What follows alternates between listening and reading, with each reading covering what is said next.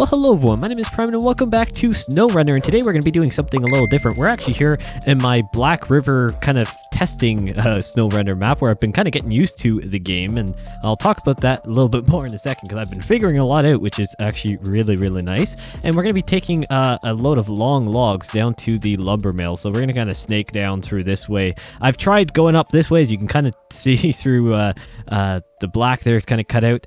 This is very deceiving. It looks like there's more of a road there. It's not. For anyone who's actually played on this map, that's not great, especially when you're hauling logs. And then the only alternatives is to follow way down by this, what I call my little base camp, which is where fuel station here, all the way down and around. And that's just a really long, kind of more boring journey. So we're going to cut across the middle because it's actually somewhat-ish reasonable. It's going to be a challenge. And why don't we get going because it's definitely going to be a busy one. But just before we get on with the video, I want to let you guys know that the Prime Holiday 2021 merch line is now out. There's a few different products there for the specialty Christmas logos, and then of course you can check out the rest of the Prime Simulation merch. More and more is continually added, but keep in mind, this is a busy time of year. Teespring is in high demand, so if you want to pick up any form of merch, whether it's Christmas or the regular Prime Simulation merch, get it early. Teespring cannot guarantee any orders will get to you by Christmas if they are not ordered by the first week of December. Keep in mind that some of the products and the colors within the products are subject to location and in general availability. So like I said, get it while you can. So be sure to go over to prime-simulation.shop. That's prime-simulation.shop, or the link down in the description below to check it out. Alrighty, let's get on with this journey. So let's fire up this Pacific. I can't remember the exact model number, but it's just Pacific itself. Actually, if I bring up this display to say, oh, it's Pacific P12, that is what it is. So why don't we go ahead and take off the parking brake and try and get this thing rolling. May need to put it in all-wheel drive. Oh, it's pulling away. Never mind. We'll call it good. Oh, also, don't mind this truck over here. I may or may not have not known what you needed to be able to haul long logs, so I may have outfitted a truck wrong to start with and then just purchased a new one to drive it over here instead of driving that all the way back. So yeah, oh, we are really struggling. So let's go ahead and put all-wheel drive on and come on, figure it out, truck. Really? Oh, just need a little bit of winch action from the side to get it going.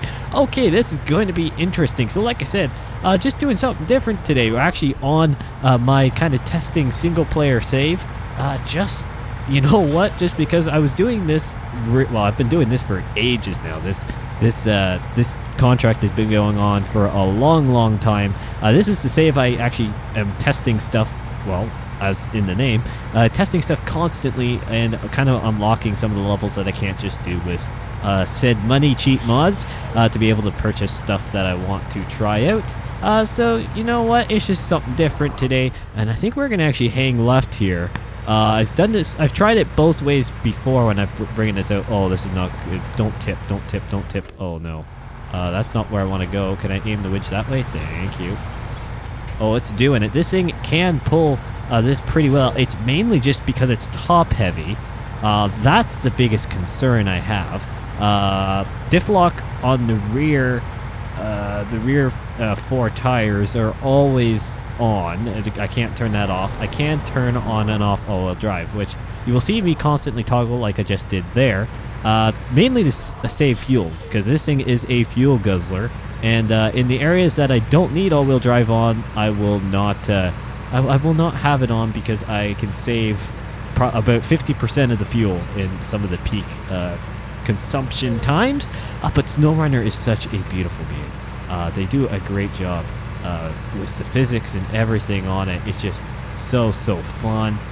Like I said, you can really, it's kind of hard because SnowRunner can be really seen as a grinding game. You gotta really do a lot just to get it going, or with the help of some mods and a little bit of patience, you can really get it to just like this ultimate sandbox, which I am kind of doing with this job, slowly kind of unlocking some of the stuff that I can't just kind of cheat with the levels. But the money, oh, that's not good. Already some more damage on it. I think this thing has taken a little bit of a beating because when it's under some weight, it understeers like no end. and that front bumper has come into major good handy. I know I've hit a pole, I think, maybe a tree. And I was coming down a hill when I was testing the one direction to get to the lumber mill. Oh, there goes another little bit of damage. There we go. And sometimes the front end will just not bite. We're gonna have to put all-wheel drive on here. Hopefully it stays in this proper gear. That's the other thing when it's just an automatic. I will put it to low whenever it actually need be, but I've only had to do that a few times. But what I was talking about earlier when I was doing kind of the little intro there, when I was showing the map, the northern section of the map, or at least whenever I look at it, that's the northern section. It was a challenge, and I did that actually coming back to the logging station, and that was an empty load, and I struggled to get across using the winch constantly, barely even got it across. And it was a light load, so there was no chance that I was going to ever be able to do it with a full load of logs. So ditched that idea, and then I decided, you know what, I had been doing the down along the bottom. You can kind of see some of the vehicles I have parked over there. It's a little bit of a party, and we're going to head right over here because I don't feel like staying so boring going down the long route. That is definitely the way I'll be doing the rest of the deliveries, but for today's video I decided I'll cut through the middle here. It's not going to be the easiest thing. I do know there's a pretty muddy section by a bridge that I actually built because of a contract, which I'm lucky it did, but I think it's actually going to be the end section near the log mill itself with really uneven ground. Even this, I'm going to just put all-wheel drive on because, oh, here we go. Come on, bud. You can do it. Come on, log truck. But just look at that, the mud deformation and stuff. Oh, so good. I don't know about you guys. Who around here, maybe I should ask this as well with the trucking side of things on ATS and ETS2. Who's a fan of farming simulators? Well, I am. That is actually the very first simulator that I started playing on, actually. I remember vividly picking up the Farming Simulator 15 disc combo at a local store. And yeah, that basically started that on a little Dell. Oh, I want all-wheel drive on, sorry. On a little bit of not Dell, little HP laptop. I thought it was amazing. And I am actually, I've actually had quite a couple private requests to do some Farming Simulator 2022 content, and I've actually got something kind of in store for that. So as far as I am aware, that will be coming as soon as... Oh, this is not good. Oh, this is not good. I have to try and get... Oh, this is such an uneven dip. How are we going to do this? I think this is going into low today. Oh, I did not want to zoom into that. Come on, bud. Winch going to do anything? Nope. Ah, that's a tree. That'll help. There you go. Nice stuff. Good old winch action can sometimes help it, but man, that was easier going down than coming up, I'll give it that much.